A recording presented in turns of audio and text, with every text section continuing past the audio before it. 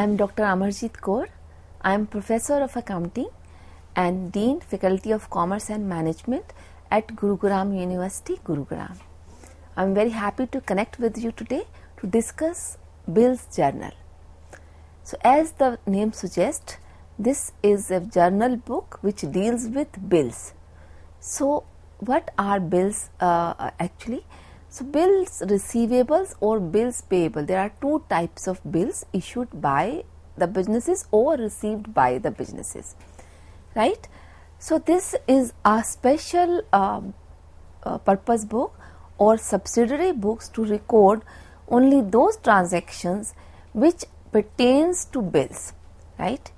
So, bills are basically promissory notes. So, we issue promissory note or we receive promissory note saying, making a promise that we will pay you this much within this particular date and with this interest. There could be a bill issued without any interest. So, terms and condition of the bills vary from business to business. This is the subject matter of the business, the drawer and the drawee to accept or to make, right. So, what is bill journal? Basically a journal which records bill receivables and bills payables. So, bill journal, as the name suggests, could have two types of bills or two types of journal. One journal which records only those bills which have been received by the business. So, we call them as bills receivable journal. And the second type of bills journal is when a business is issuing bills to others. So, it becomes bills payable journal. So, I will be recording what I all need to pay after certain time. So, I will record all the transactions where I have issued bills, which are payable in future. So, I will call it as bills payable journal. Okay. So, when a bill receivable be there, bill receivable means you have sold to somebody and person hasn't paid you, right. So, you will be recording the promise made by the buyer to you in the bills receivable journal. So, it is accounts receivable, basically it is your debtor. And the bills payable means you purchased something, you have yet to pay for that, and you have issued a promise, a bill saying that I will pay you after these many days with this much interest or without interest, and that particular bill which you have issued, you have basically accepted, so to pay in future, is going to be recorded in bills payable journal, right. So, let us understand how, before talking about the bill journal in more details, I would like to talk first about the bill itself. So, how a bill work, how does it issue. So, the drawer, the person who draws it, who draws a bill, he writes the amount, term and condition, and he sends this to the drawee or the payer, जिसने आपको pay करना है, right, to the payer for the acceptance of the bill. So, once that bill is accepted by the drawee or the payer, so the bill becomes bill receivable. So, unless it has been signed by the drawee or by the payer, it is not receivable. Till then it is only a bill, right. So, that is why I discussed their bills are of two types, bill receivable or bills payable. So, if I have to take money from somebody, the system is like this, I will write a bill, I will write the details, terms and condition, the amount, the due date and everything. I will send it to the person who is actually known as drawee or payer.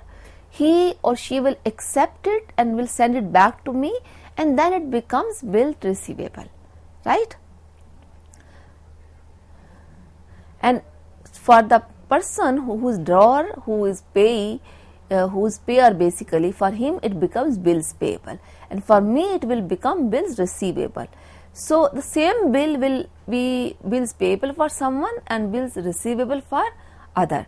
So, you have to have a clarity. If you are writing and sending it to somebody to accept, the person who accepts it is bills payable for him, and for you, because you have to receive it in future, it is bills receivable.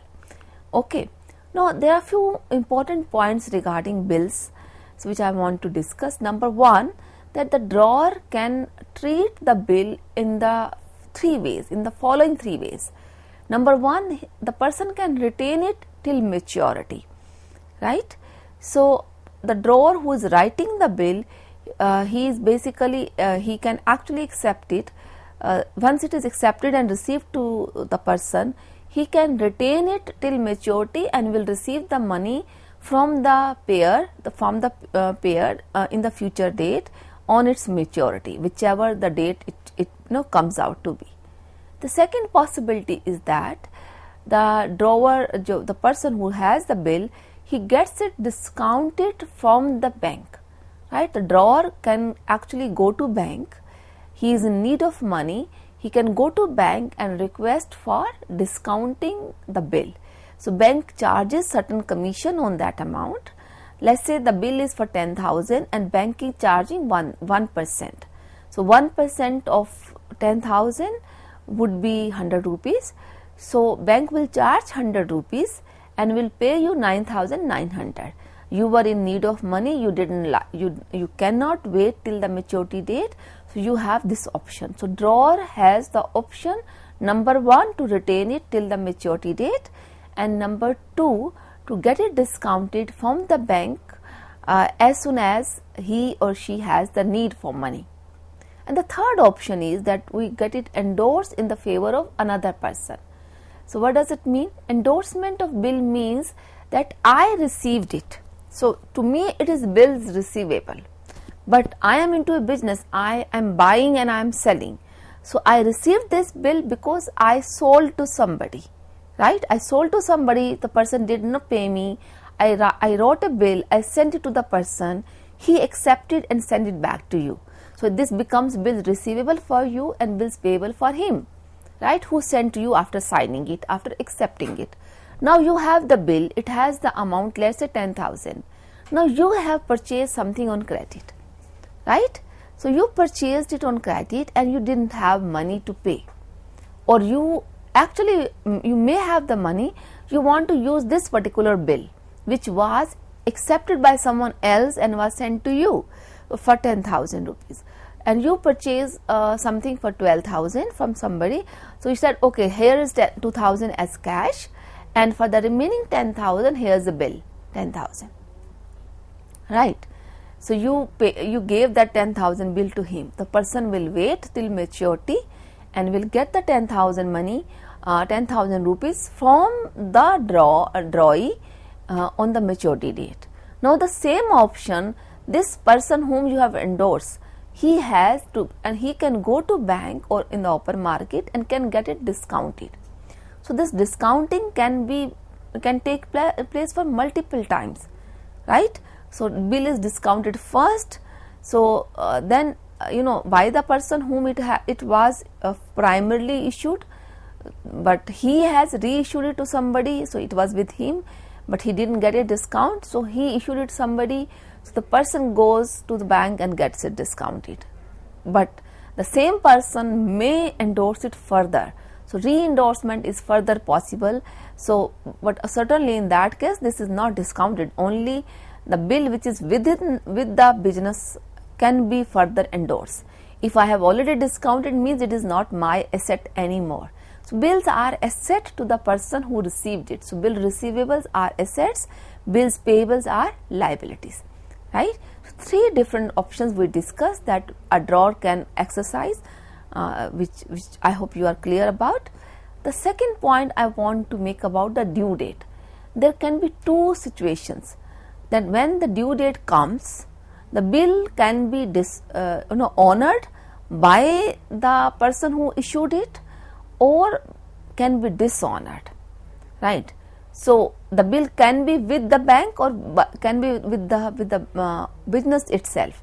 So, it will depend. If I was a business owner, I received the bill, I did not get it discounted. So, I would be the owner of the bill, the bill will be in my possession on the date of maturity because I did not get a discount. So, I would have two possibilities to face. Number one, that my bill, I present the bill for payment and it has been just honored and paid. That is one possibility. The second possibility is that on the due date I presented the bill and this is not paid, this is not honored. So we call it as dishonoring of the bill, right? So this dishonoring and honoring, if you are having the bill in your possession, you did not discount it, you will face, right? But if you have already discounted it, now the bank to whom you got it discounted from will face the honoring or the dishonoring, right? So honoring and dishonoring would be faced by the person who has that bill in his or her possession, right? So these were the few important points regarding the bill. Now let's talk about bills receivable book or journal.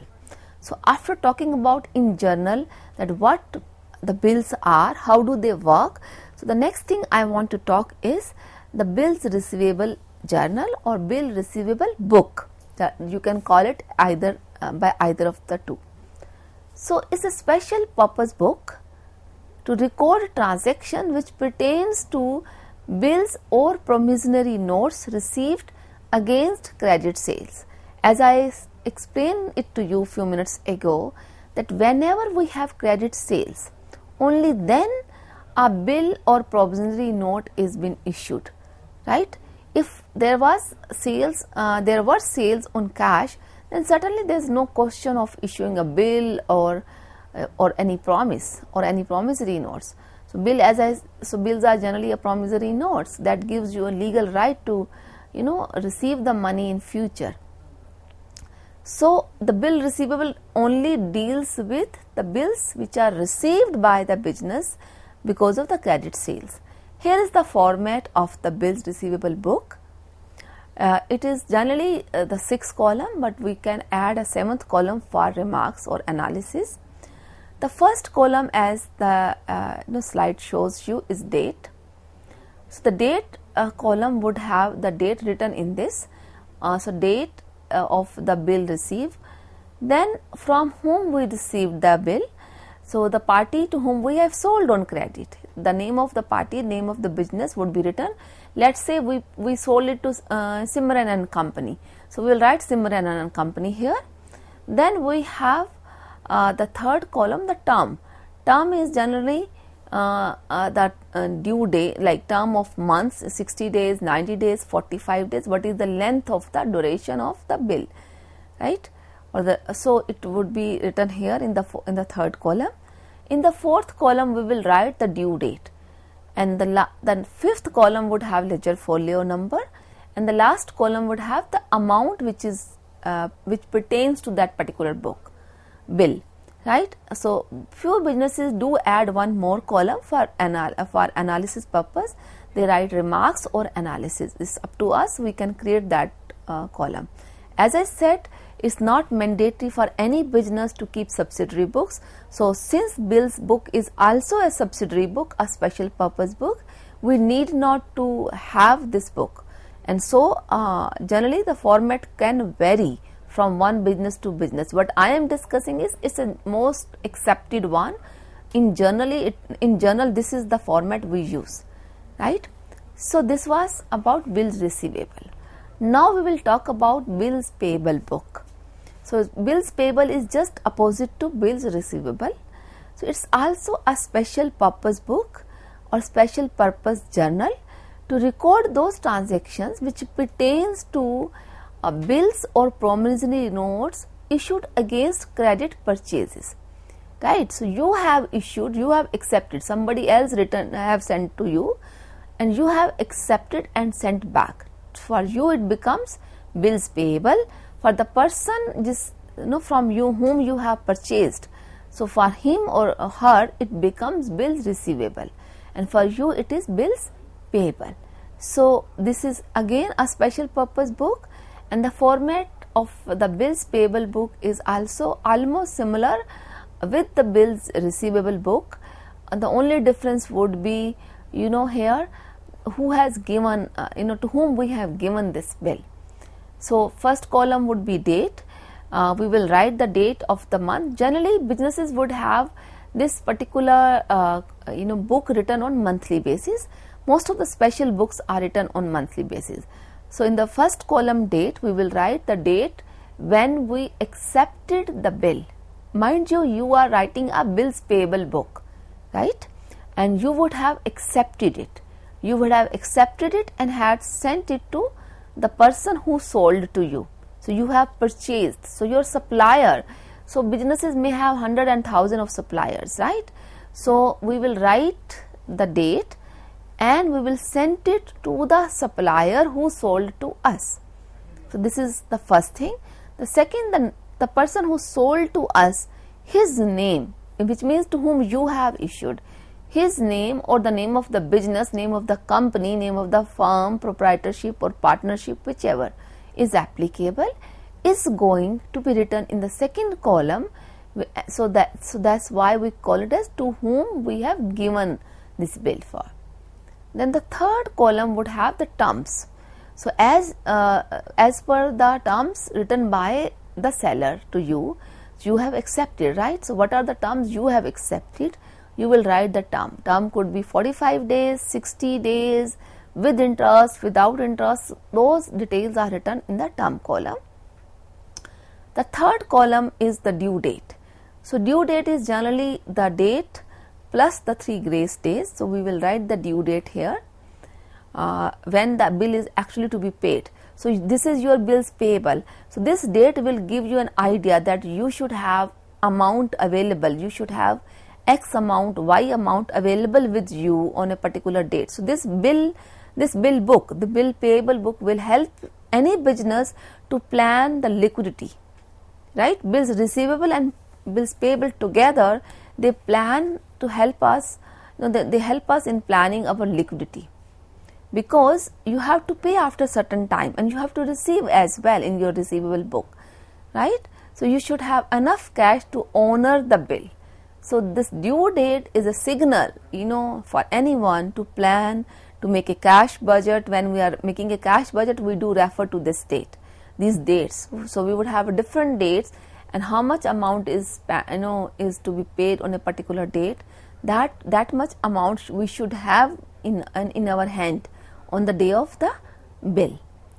Then we have ledger folio column. This particular column remains blank at this moment.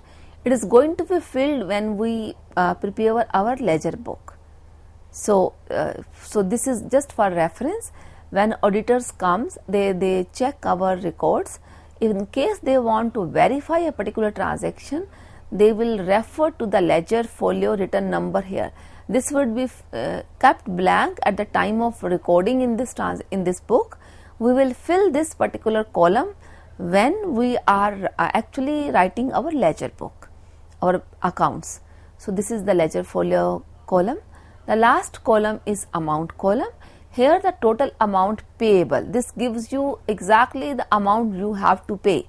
And just think like this: if you are keeping 1 month's, for example, record or 1 month duration for your bill book, so this particular column will give you the total amount to be paid in a particular month, right? So this is the format of payable book or payable journal. Now coming to one important point, that how do we calculate due date for a bill? So for that, have a look at the slide. So we calculate date basis on couple of points.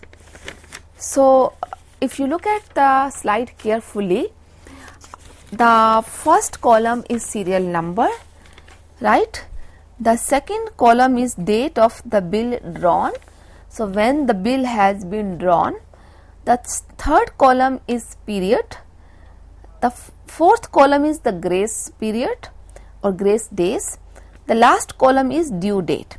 So let's take the first example. If looking at the slide, so the first example says February 1st, 2017 is the date of the bill when it was drawn, right? So if I have drawn the bill on 1st February 2017, the period is 2 months, so it means 60 days period is there, and the grace period of 3 days will be added to that. So my due date becomes 4th April, because the February is my period is 2 months. So 2 months plus 3 days. So if you add them together, it comes out to be the April 4th 2017 when you have to pay this particular bill, which was drawn on February 1st. So this is how the due date of a particular bill is being decided. So that's how in the last, when I was showing you the format, there the due date was written. But in this particular slide, I am discussing that how this due date is been calculated by any business. This 3 days, is a standard time which is known as a grace period, is added to the number of days for which the bill is been written for and accepted, and by adding these 3 days, we will get the date of the bill when it is due actually. Let's take the second example. On January 31st 2017, a bill has been drawn for 3 months, but date of drawing the bill is 31st January, right? And it has been written for 3 months, and the days which are for grace remain same, 3 days. So the due date for in this particular bill will become May 3rd, right? January 31st. So you from beginning from 1st Feb, March and April, 3 months full your bill is, and remaining 3 days you will add it to it. So it becomes May 3rd 2017 when the bill is due, right? So next example, I am just discussing one more example. It's just September 30th 2017 was the day when you have written the bill. The bill was drawn for 2 months, right? And if you add 3 days, so December 3rd will become the date, December 3rd 2017. So basically this due dates which we wrote in the format comes from this calculation. So we add up 3 days in the duration which we have accepted when we were drawing the bill, right? So this is how a particular bill's due date is decided, and which goes to the bills payable book or bills receivable book, because both the businesses, either the business who has issued a bill or the business which has accepted the bill, they both need to write. As we discussed, for one business it would be bill receivable book, for other business it would be bills payable book, but nevertheless in both the cases due date is important, because someone who has to receive, for him it's a matter of liquidity, because he must have planned his payments based on this date, and someone who has to pay, even for him this date is important, because he would like that he is able to keep up its promise to pay on time. He or she is able to honor the bill and pay it on the time, so that his reputation is not paradise, is not is not hampered, and he or she pays on time, so that in future he is able to buy on credit. It's a vicious circle. If we do not pay once, we are going to face the liquidity problem in future, because we will not get any credit benefit from the same supplier. So it's very important that the bills are honored on time. Okay. Now the question comes about the public holidays. So if let's say my bill in the last example, we calculated the bill due date is April 4th. In the first example, we took the 2017, April 4th is my date for the bill, which is my due date. Now let's assume that April 4, 2017, I am assuming, I am not sure about the day, happens to be Sunday, right? So it's a public holiday. So what will happen? What will be the due date in this case? So I hope you could understand the example when I quoted. I quoted that let's assume that the bill is due on 4th of April and of any year, and that 4th April happens to be Sunday. So if the due date comes on a public holiday, then a day preceding to the due date becomes the due date, right? In this case, if 4th April is Sunday, so my bill becomes payable on 3rd April, right? Not on 4th April. This is an important point to remember, because the person who is writing in the bill receivable book, his accountant, his officer will be writing 3rd April as a date. And in case your accountant makes a mistake, writes 4th April as a due date, then certainly there would be lag of 1 day. There is a gap of 1 day. So your bill will be considered as dishonored, right? So this was the example when the due date has a public holiday. But there could be possibility that suddenly there is an emergency holiday. For example, on 23rd March, it was announced in India, 2020, that we have a lockdown, and some bill was due on 24th of March. What will happen then?